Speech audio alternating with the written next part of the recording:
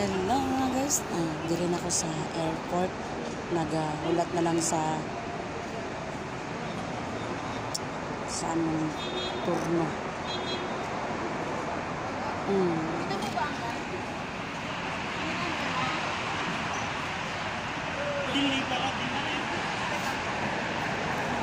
Ayan, lagyan kay tao.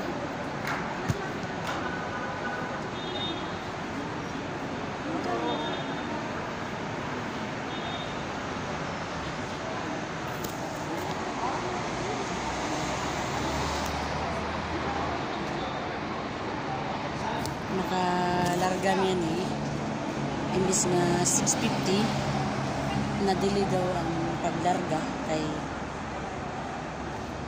siguro ay diferensya mga alas 8 daw sabi.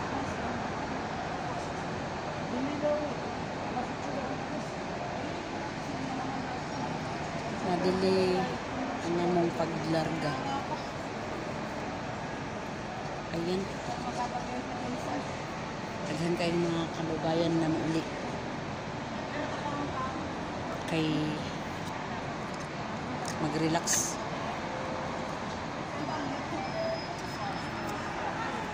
Na parehas na po manang Ramadan, manang Hajj, so bakasyon sa ta.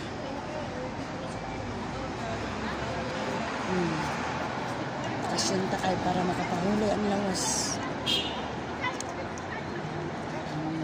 Kwarta di maurot pero ang lawas surrender.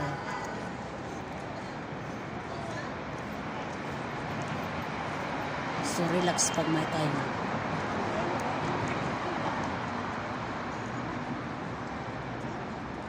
Grabe ka init sa panahon.